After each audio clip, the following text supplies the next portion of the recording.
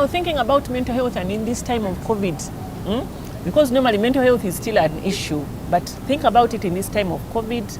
We've had lockdowns. I think all of us experienced the lockdown. Was anybody in a place where they didn't experience the lockdown? We all did.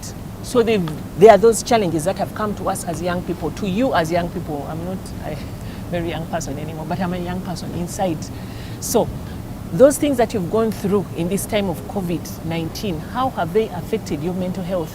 Or if not your mental health, how have they affected the mental health of your father, of your mother, of your auntie, of your headmaster, of your friend, but especially of you as a young person? That's what we want to talk about. So I'm expecting a lot of dialogue. I'm expecting you to tell me. You may not have to share personally what you feel. I mean, because you may not feel very good, but you can tell us how your neighbor lived through it, how your auntie's neighbor in the Muzigo lived through it. So can we share that? Do we have any volunteers? Mental health in the time of COVID-19. Okay. There may be COVID-18, but I know COVID-19. We're talking about COVID-19. Yes, thank you, Hillary.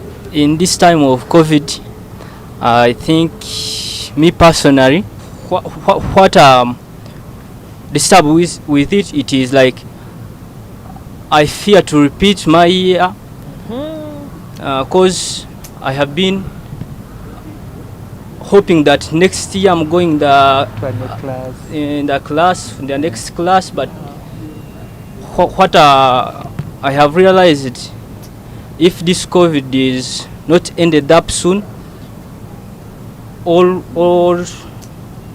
we may end up losing this year.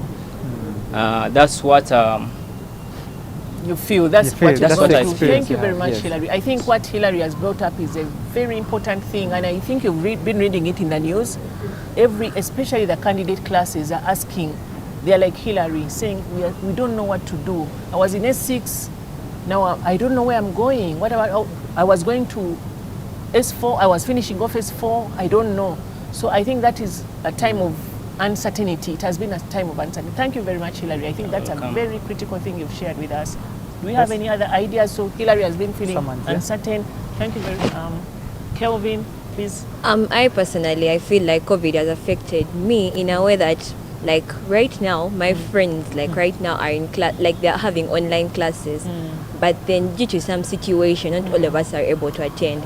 And when we go back to school, people will be ahead of some of us. So that affected me physically. Even if I'm able to attend right now, there are ups and downs. I have to attend some things. Thank you. So I miss my lessons and classes. Thank you so much. Thank you very much, Kelvin. She's shared that the challenges, we're talking about mental health and common stresses. Now this is a time of uncommon stress. She says other people are doing online classes, but for her, she can't get them. Very many people have been like that. There are classes online, they can't afford. There are two people in the family, both of you are in, one is in S6, one is in S4. There's one computer at home. I mean, there's one TV at home. Well, how are we going to do that? It's quite challenging. Thank you, Kelvin. That's a very important thing. Any other ideas away from school, but still with COVID-19 and mental health? Yeah. Well, seeing as parents or guardians, basically adults, can't go to work, children can't go to school, it has made everyone physically dull.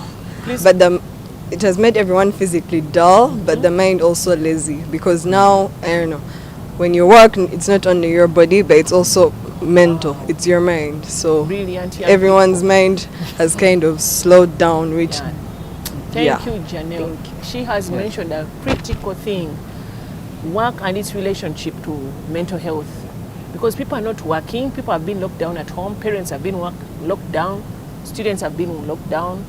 Many people couldn't travel even to their villages because it kind of came suddenly. Even those who could can't travel to their places of work. So it has created this feeling of, depression, sadness, laziness, and all these affect our mental health. Thank you, Janelle. Yes. One or two more ideas, please. Let me hear from Tierra. Tierra, thank you, Tierra. Tierra is going to share with us. Let's listen to her, and then next we'll listen to Desire.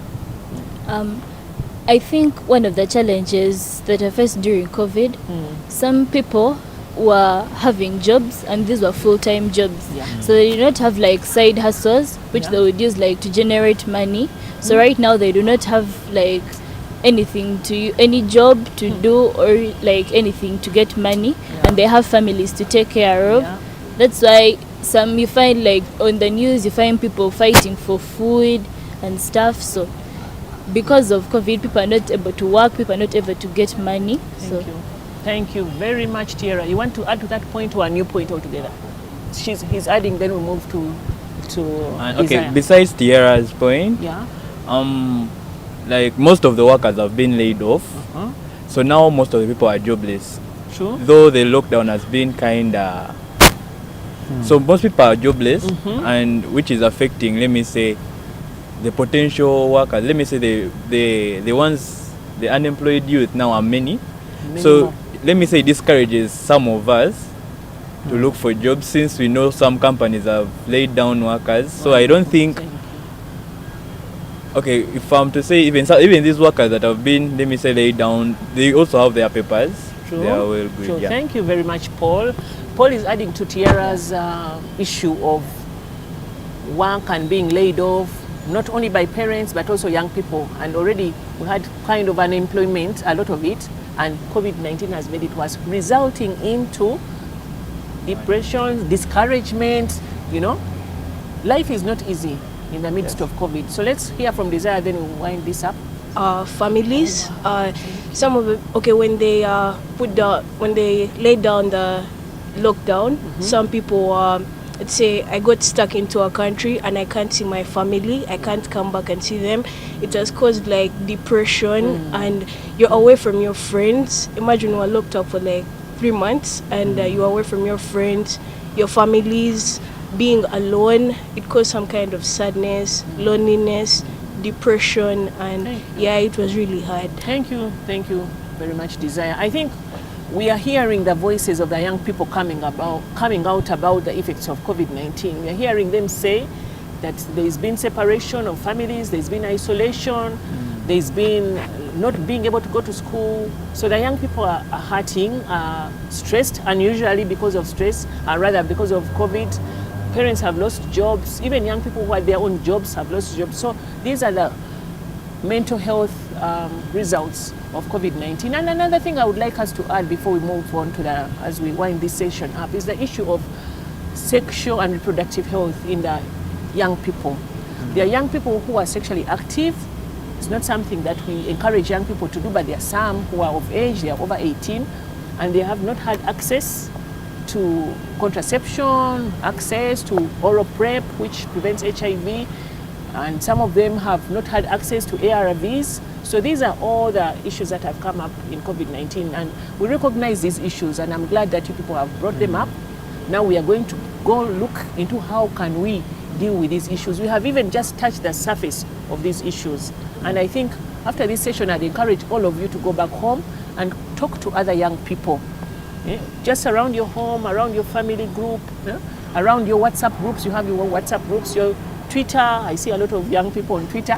You can be starting these conversations about how are young people going through this and how can they get through it, which is where we are going now in the next session with Black Sheep. Right now we are going to take a break, and after the break we shall continue the discussion and speak about how can we as young people move forward and improve the issues of mental health. Yeah. Thank you so much.